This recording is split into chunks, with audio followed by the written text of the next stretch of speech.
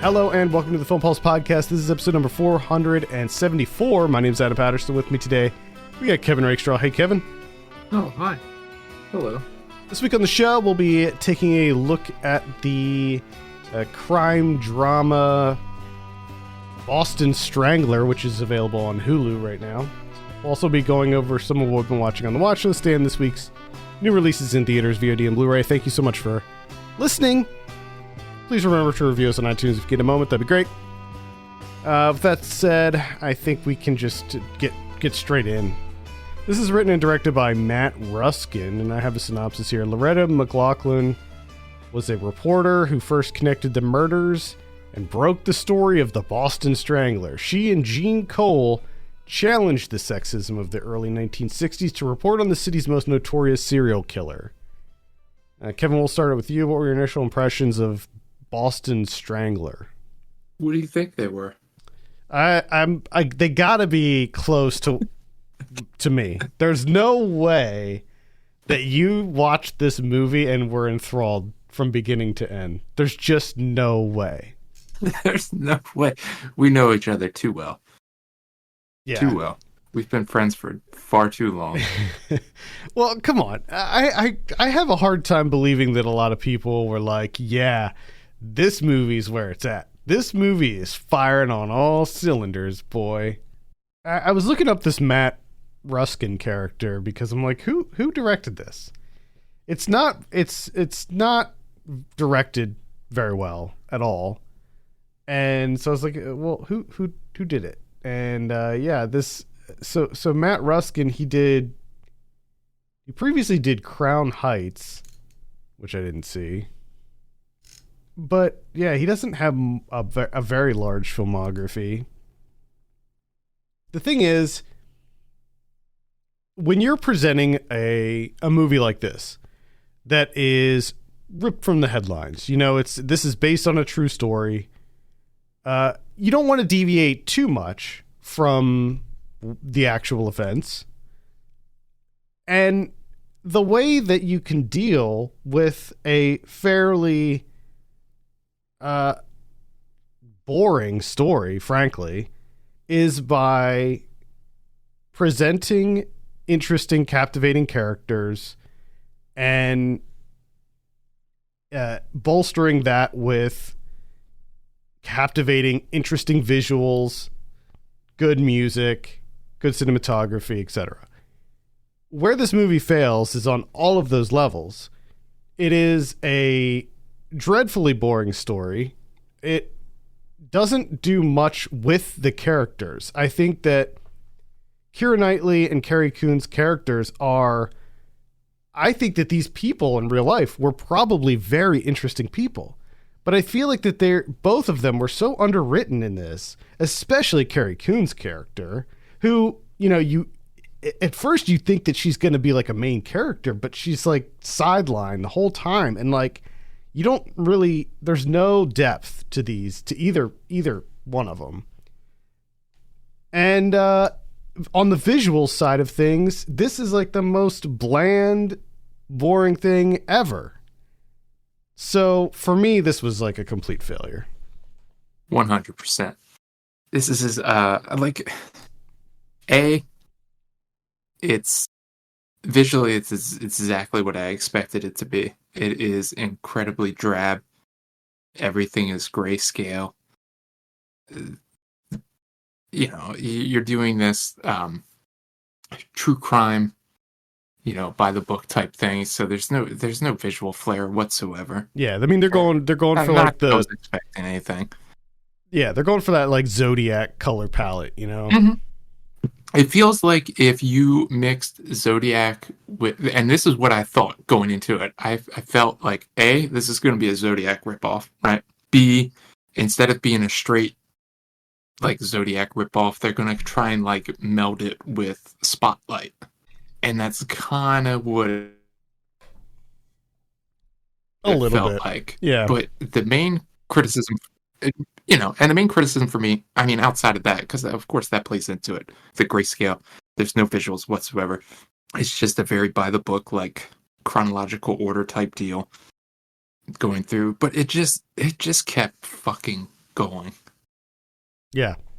It just went and went and went. Yeah, I mean, I would be very impressed if this was able to hold the attention of most audiences for an hour and 52 minutes. Because, I mean, That's all it was. it totally lost me. Like, yeah, I mean, it feels very long. Because I swear to God, at one point I thought I had been watching it for like 2 hours, It feels, and I checked the time and I still had 20 minutes left. yeah. I didn't understand. Yeah, this one feels like a made-for-TV movie to me. Like, an old school made-for-TV movie back when, like, made-for-TV movies were not very good. Like, that's what this feels like to me. Yeah, but it's insane, right? Though, because like it has that feel, but this cast that you have, Oh, yeah. Great and cast. you can tell in the production design that they spent money. Oh, yeah. I mean, the production design, Which you is know, insane. the costuming, the old offices and cars and everything. Like, it feels very authentically, you know, mid 60s. But yeah, oh boy, just not a lot going on here, man. Just there's like really nothing going on. I didn't really know the Boston Strangler story like too much, so maybe if I had known it, I just wouldn't have watched this. But I don't know. Like they managed to make a serial killer thriller movie that is based on a true story. They somehow made it very dull, which I feel like is kind of hard given the source material. Yeah, and I also have this. I don't know if this is a part of me that, or one of the reasons that I checked out, you know, partly into this movie. I was mildly interested because I really don't know much about the Boston Strangler. So, well, that should play in its favor. I really don't know anything, so I'm interested to learn. But the thing that didn't work for me, or I guess is like a personal thing, and this is born out of I've listened to a couple, or tried to listen to like a couple of true crime podcasts or whatever, Mm-hmm. and all of it just feels wrong to me. Like people just like shooting the shit about like serial killers and stuff, and I'm just like, I don't like it. I don't like. I think I just don't like it. Well, Any art about like real life serial killers. I'm just like, it just rubs me the wrong way. well, the funny thing is that they sort of touched on that in the movie when the guy who confessed to being the Boston Strangler, like, you know, cut this big deal, like book deal and stuff like that. Which didn't that like somebody, I don't remember who, but there was some big criminal where that happened and they like passed a law that prevented people from Yeah, profiting off their crimes. yeah. Okay. I forget who it was exactly. It was but somebody big. It was like a big profile, like person. I don't know if it was Manson or when did yeah, it might have been Manson. the only interesting aspect about this movie, which is just inherently in there because of the circumstances, is there's a movie I'll talk about later on in the watch list portion that me and my wife watched, and she was kind of talking about, you know, this overwhelming sense that women have of being like kind of afraid to be at home, and she was kind of thinking like, where does that come from? And obviously, I kind of pointed out, I was like, well, it seems like a lot of women got killed like during the 60s and the 70s. Like every serial killer just killed like women that were alone constantly all the time. So that was like the only thing that, like, of course, I'm watching this movie and I was like, oh yeah, this is kind of where it comes from. Yeah, I think it's important to remember that things weren't always like that. You know, like people left their doors unlocked at night, and like hitchhiking was like a normal thing. Everybody would hitchhike everywhere, and it wasn't until Yeah, because it was so easy to just be like, hey, I'm here to take a look at that water leak you have. Or, hey, I'm here to look at your radiator. yeah, and then just murder. Murder. Always murder, which they kind of touch on at the end, where it's like, your Albert DeSalvos have been men kill women. They have been, and they will. Yep. But man, I mean, like you said, this is just. I don't, at the end of watching them, just like, did we need the time and resources for this to come to this? Like this is the end product. We've just wasted a ton of time and money and resources, just so much for nothing. Yeah, it was just.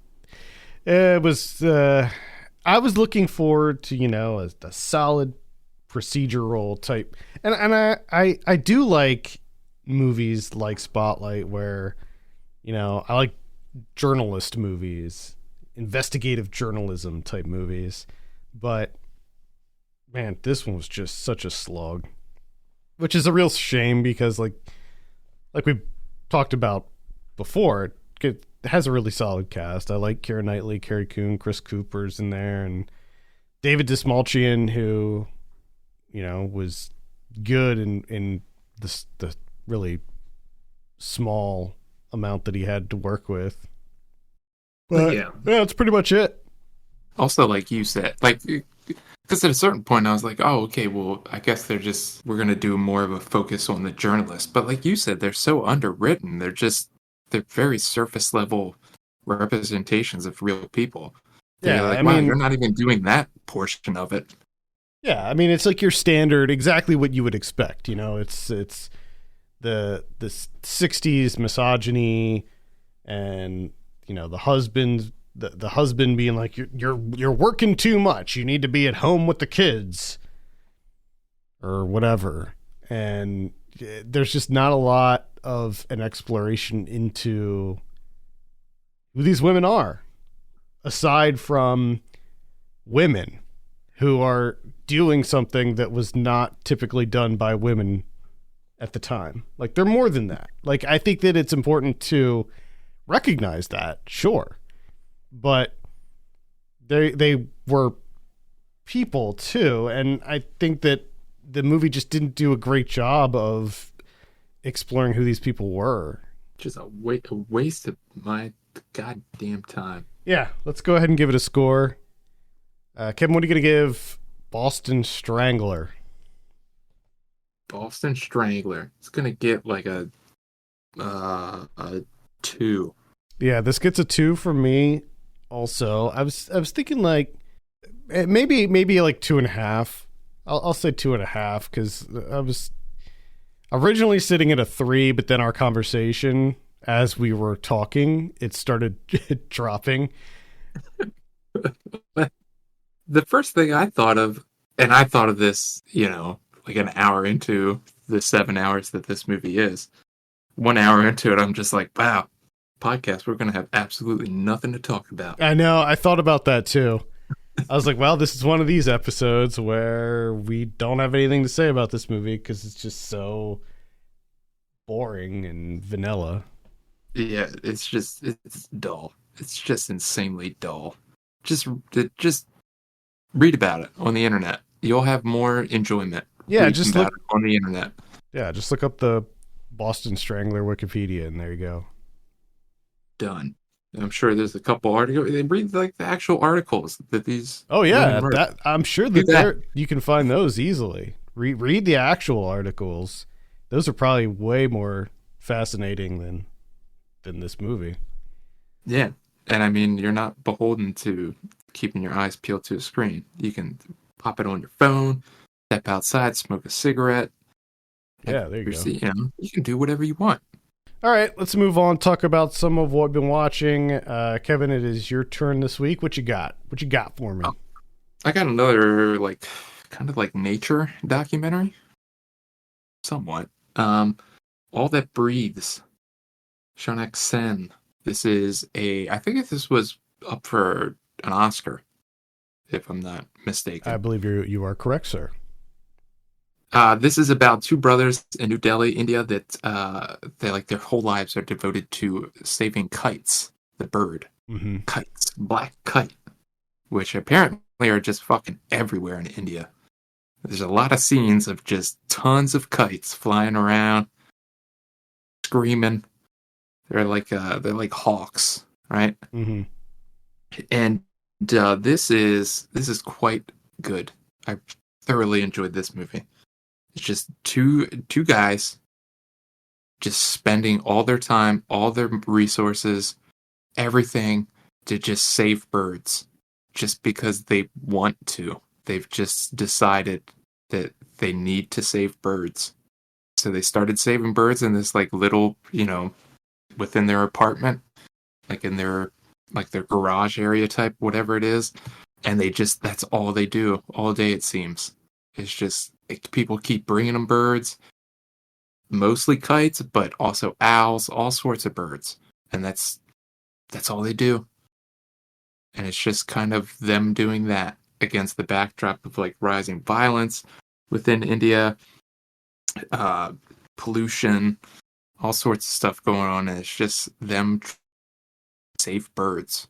That's it. And Yeah. it's just beautifully shot. Yeah, this movie seems very wholesome. It's pretty good. Cool. That's All That Breathes. I saw Cocaine Bear. There you go. There's a nature. It's a nature doc. Sort of a nature doc, right? So this is directed by Elizabeth Banks. The movie itself, I thought, was fine. There were some pretty funny moments to it. It's pretty much exactly what you would expect with that title. It's about a bear. So there's a bit of a snafu with some drugs where a whole bunch of cocaine gets dropped into the forest from a plane, and this black bear gets a hold of the cocaine, and she gets hooked. She gets hooked on the cocaine, and has an insatiable hunger for the cocaine, and it's about a bunch of people who are just trying to get out of there, and avoid getting killed by the cocaine bear. It's got there's a little bit of some Tremors vibes that I was getting from this, and I mean, certainly it's not on the same level as Tremors, but the thing that this has that Tremors doesn't is like really over the top gore, which was done pretty well. Like, it was pretty funny. Overall, I enjoyed it. I think Elizabeth Banks needs to work on her directing. I don't think that this movie's very well directed at all. It's definitely a bit rough around the edges, but it's still fun. I would put it up there with like Piranha 3D, like kind of one of those where it's not like, we're not like in Sharknado territory or anything like that. So yeah. This is more like Piranha 3D or Anaconda, one of those where it's like, it's funny, it's goofy, but it's still a horror movie at the end of the day, sort of. So, I don't know. I'd give it a light recommend. It was pretty entertaining. I would hope so. I mean, if your movie's called Cocaine Bear, at least it should be entertaining. Yeah. Right? Decent score. Mark Mothersbaugh does the score. And I don't know if this was the last role for Ray Liotta, but certainly one of the last. And Margot Martindale was great in it. She was really funny. And Isaiah Whitlock Jr., it was hilarious. Good, really, really solid cast. Let's get I guess we'll keep the animal thing going. I saw EO, the donkey movie. This was also an Oscar contender. Indeed it was. This is playing on Criterion. So I was like, finally, I'm going to check out this donkey movie. And this is sad as hell. It's just a really sad fucking movie. I had a feeling that it was going to be really sad, so that's why I kind of avoided it. Yeah. It's like, I don't know, like, I didn't really look up like reviews or anything for this movie. I just knew that people liked it, right? My wife wanted to see it. as well. And she was telling me that people said that, it's kind of like life affirming, and it's a happy movie. It's a good movie. I was like, oh, well, that's good, because I was kind of thinking it would be sad. I just have that, for whatever it is, my connection to donkeys is just like, oh, it's got to be sad if it's a movie about a donkey, because they're just like used, really, Yeah, yeah, they're like a tool, really. Yeah, they're just like I don't know, and that's what it is. It's EO is in the circus, and he has this routine that he does with this young woman where she dances, and he's kind of a part of it, and she loves the hell out of EO, just always caressing him and hugging him, giving him kisses, just treating him incredibly well. And then a law is passed. Circuses has been banned. They're not allowed to use animals, right? So they confiscate all the animals. EO gets snatched up, and then the rest of the movie is him just going to, he goes to a farm, and then he goes somewhere else, and then another farm, and then to another, and it's kind of like his journey from there on out. And the thing about his journey is he's always fucking alone, and it's just sad. He's alone. At one point, he gets the shit beat out of him. And it's just sad. But I will say that it's incredibly well shot. Like, there's certain sequences in this movie that you're just like, I was feeling it, where I was just, gorgeous, absolutely gorgeous. There is this over reliance on this like strobing red light effect, which the movie starts off with, that I could have done without. Like, it was just a bit too much at times. I can't do the strobing thing. Just a heads up, especially with it being red, like, made it worse. Yeah, I don't like that. I don't like it. Just a heads up. Okay. That's EO on the Criterion Channel. Let's see. I saw The Driver from 1978. It's directed by Walter Hill. This stars Ryan O'Neal as he's a getaway driver, and he ends up. So basically, Bruce Dern is this cop who he's like a hotshot. He's kind of a piece of shit cop who is doing everything he can to bring down the driver, and he the only way he can figure out how to do it is by trying to hire other people who he knows are bank robbers to try to set up the driver. So he ends up arresting this bank robber and says, "Hey, look, I'm going to let you go if you set up a new job, and you hire this driver. And then and then when you tell him where you want to go, like the drop-off point, I'll be waiting there and I'll arrest him." But of course, this guy's like a criminal. He's not going to do that. So he agrees. He's like, "Yeah, sure, whatever."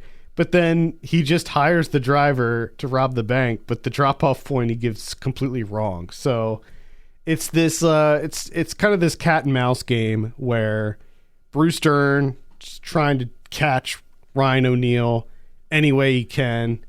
And that's pretty much it. Lots of car chases, as you might expect. It's a pretty fun, action-filled movie.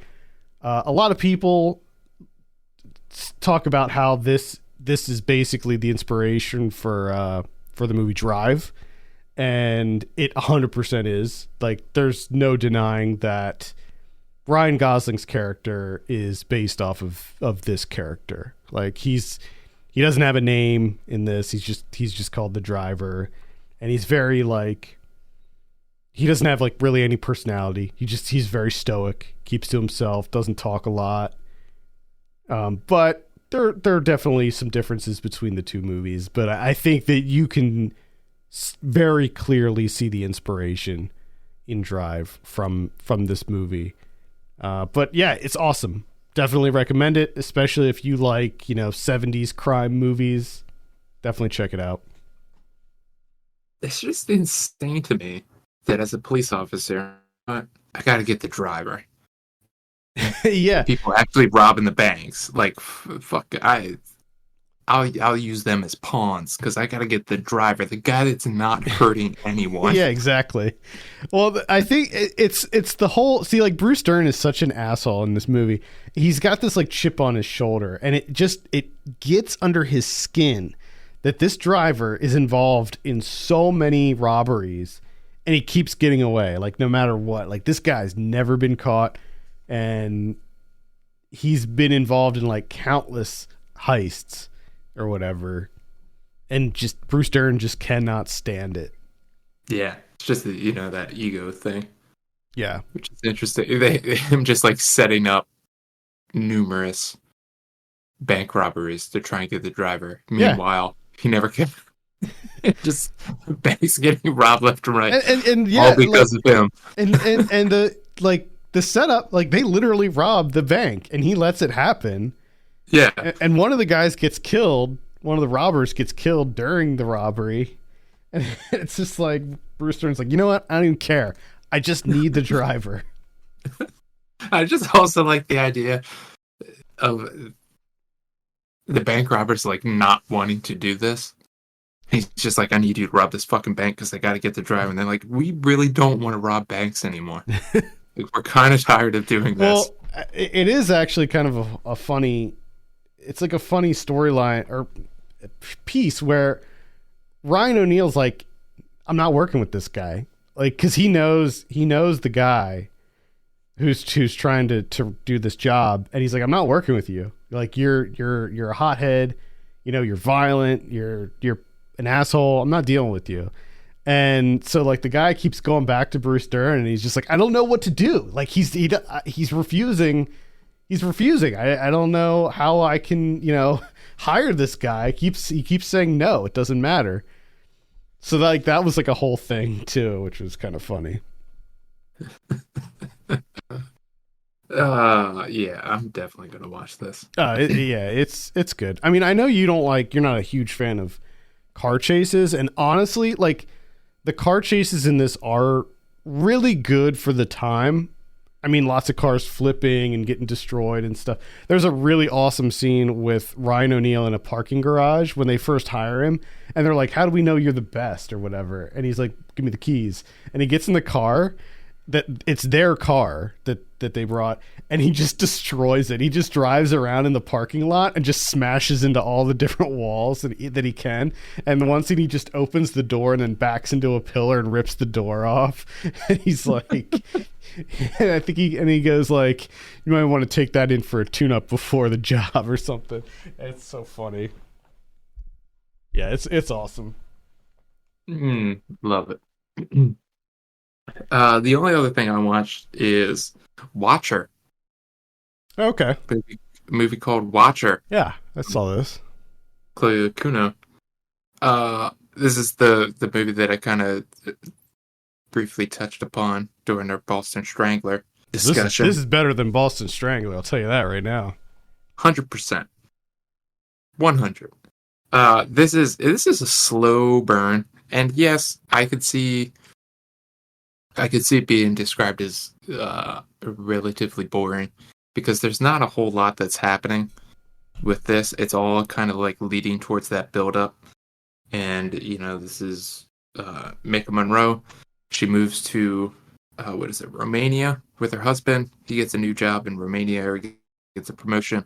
She's there. She feels completely isolated. She doesn't really know the language. She's alone during the day. He's always at work.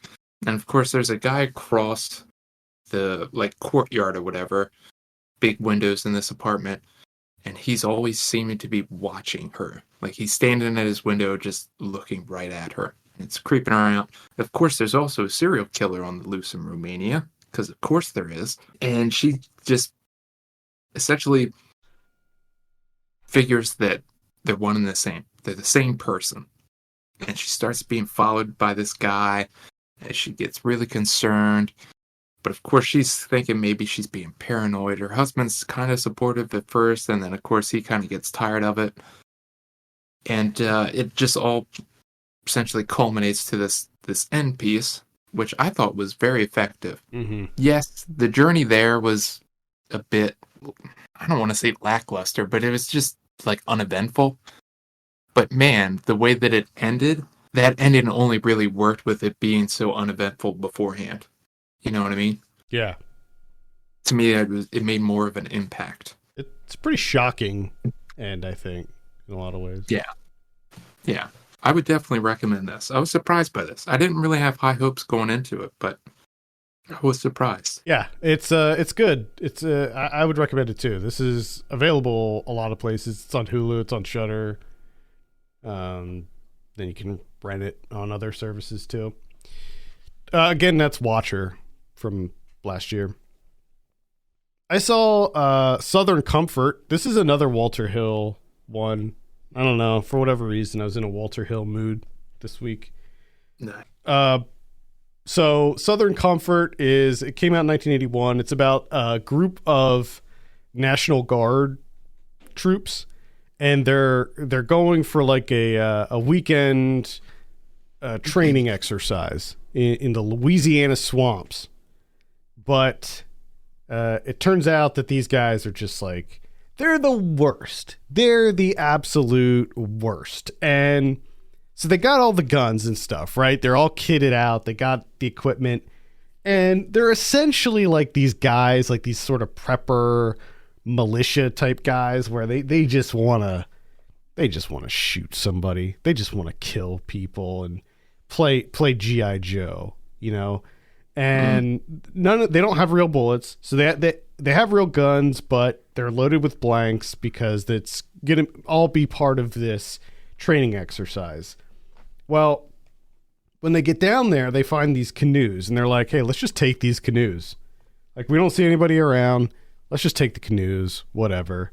So they take these canoes, and turns out it's these Cajuns who it was their canoes, and they start following these army guys, or these National Guard guys, rather. And one of the idiots starts like shooting at the Cajuns, and they're blanks, but of course they don't know that. So the Cajuns then retaliate by killing one of them. And then from that point forward, it just becomes this, dangerous game of like the Cajuns start hunting these National Guard guys and killing them one by one, setting traps in the swamp. And they are basically trying to get out alive. It's awesome. It's got Keith Carradine in it, Powers Booth, Fred Ward. It's kind of I think that it all is sort of an allegory for the events of Vietnam. It takes place in 1973. So this is, hot off the heels of Vietnam, and I think that there's a lot of deliberate parallels that are drawn there. But it's great. Highly recommend it.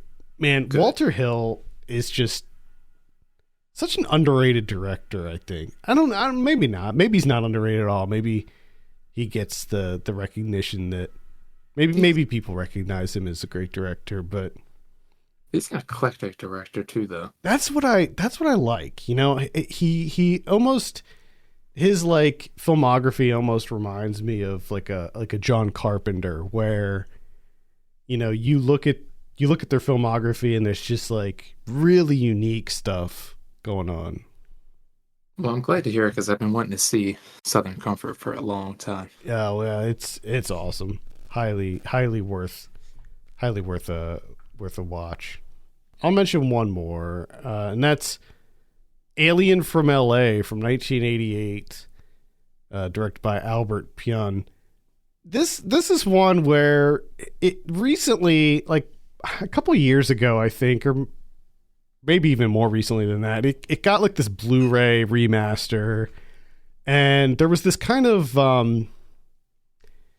resurgence of popularity with this movie. This is one of these ones that was kind of forgotten, but then I don't know who released it. It was probably like Vinegar Syndrome or Arrow or one of those companies. It gained a little bit of a cult status, and So I've been meaning to watch it for a while. It stars Kathy Ireland, and I did not enjoy this movie at all. Like, it's pretty bad, man. Like, it seems kind of cool, but first of all, Kathy Ireland is so annoying in this that it ruins the whole movie. She has the most annoying voice, and they comment on it like she's deliberately making her voice annoying. She's doing it on purpose because they comment on it multiple times in the movie, but I guess what they weren't really thinking about was the fact that the audience also had to hear her make this voice. And it's just so awful and grating. But basically what this is like, she plays a high schooler from L.A. who, her father supposedly has died. And he's like I think he's like in Africa or something like that. He's an archaeologist, and she goes to like find him and discovers that he was trying to like dig a hole to the center of the earth, and she ends up falling through it and discovering that there's like a whole world down there. It's like a whole civilization. But the funny thing is, it's like sort of just like a dystopian, like almost like a Mad Max type situation down there. And, you know, there's like different gangs and stuff like that. And it's just, it's ridiculous. It's goofy. Maybe a little Tank Girl-esque too, since we were just talking about that last week. But yeah, I just couldn't get into it. I liked some of the aspects of it, but man, it was a little bit too over the top for me. So I can't really recommend Alien from L.A. I guess if you're really into like cheesy 80s, like sci-fi comedies, then maybe check it out. But yeah, I don't know. It wasn't funny. I'll tell you that. It is not funny at all. It's just annoying. Let's take a look at what we have in theaters this week. The big one here is John Wick Chapter 4. I'm pretty excited for this. Now, I know that you're not a John Wick fan, which is weird. Not that you're not a fan, but if I remember correctly, you haven't seen any of the John Wick movies? Is that... I saw the first one, and I thoroughly enjoyed it. Oh, you saw the first one. I just never watched any of the other ones. And it's not that I don't want to. I just haven't. I don't know why. Yeah. Well, I would argue that they get better and better, actually. The sequels are just as good, if not better, than the first one. So, yeah, it is, I think, quickly becoming one of the best action franchises ever. I mean, currently, people are loving Chapter 4. I can't think of another franchise that has action franchise that has had as much acclaim as the John Wick series. So true. Yeah, it's a great series. So yeah, I'm excited for this one. I'll probably go see this. All right, let's see what we have on VOD. Starting on the 21st, we have Children of the Corn. This is a remake or reboot, I guess, of the original one. I'll probably give this a look, even though I have like absolutely zero expectations for it. It's probably bad, but see, the thing is, like, I watched the entire Children of the Corn franchise like a few years ago, and I didn't like any of them. So I don't know why I'm like slightly interested in this. I guess I like the idea. I like the concept of Children of the Corn, but the movies, I feel like, just never quite capitalized on the idea. We have Tomorrow's Hope coming out. I think might be a documentary. We got Wildflower. We have We Lost Our Human. That's going to be on Netflix. That's one of their interactive ones, I think, like a choose your own adventure type thing. It's a cartoon. It's for kids. We have Kubrick by Kubrick. It's a documentary. On the 23rd, we have Timescape.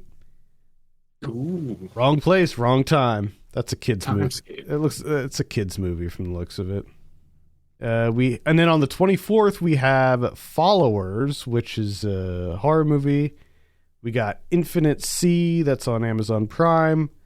We got that's it. Looks like that's it.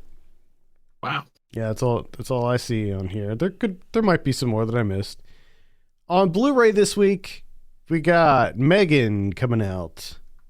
Light recommend for Megan. We got Babylon, the Damien Chazelle one, that I heard not great things. I still haven't seen it because I know that it's like super long, and I just haven't been ready to dedicate that time to it. I have no interest in that movie. And for the longest time, honestly, I thought it was like some sort of internet joke.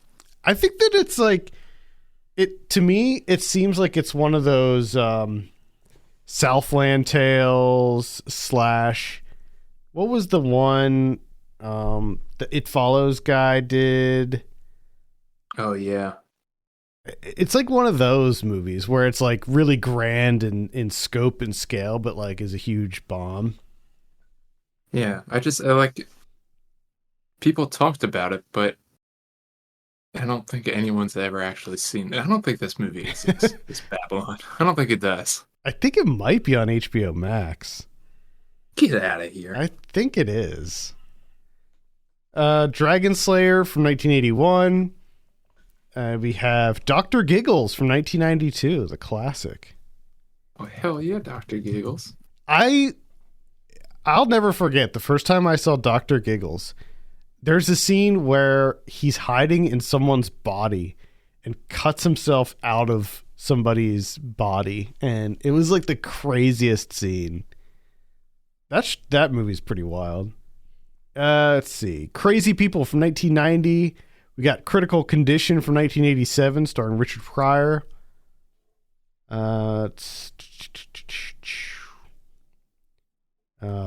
Suzu River from 2000. We got Final Exam from 1981. Jujutsu Kaisen 0. It's an anime movie. That's a pretty good series, though, I gotta say. Not super into anime, but I liked that one. That's pretty much it. What do we have on Criterion? Anything? We got one, and that's David Lynch. Yeah. 2006, Inland Empire. Yeah. I was not into that one. I'm going to finally maybe watch this movie. I just couldn't get into it, man. I really tried to. It's so long and dry. I'm curious because it's a 4K restoration, HD. Well, I mean, the movie isn't the whole thing this movie shot on video? It's super ugly. Like the movie, it's like shot on digital, and it's just so awful looking. That's what I mean. Like, what does that translate to in 4K? I don't know. And why? Why do that? Yeah, I mean, because that's the interesting thing is like with film, when a movie is shot on film, you can easily translate it to 4K, but if it's shot on digital, like that's the best you're going to get, like you can try to clean it up, but you're not going to get it as good as with a film. Well, and I just feel like that you don't want to clean it up. Like that's probably what he was going for. I don't know about that. When you see it, I think you'll be like, I don't know if it was an aesthetic choice. I think it was more of like a cost thing, maybe. I don't know. Maybe he did want to do it, but it was a bad choice either way because it looks horrible. All right. I think that's gonna do it for this week. Thank you so much for tuning in. You can send us your questions and topics to podcast@filmpulse.net. You can follow us on Twitter @FilmPulseNet and @FilmPulseKevin. If you have a moment, take a minute to review us on iTunes. That'd be great. For Kevin Rakestraw, my name's Adam Patterson. We'll see you next week.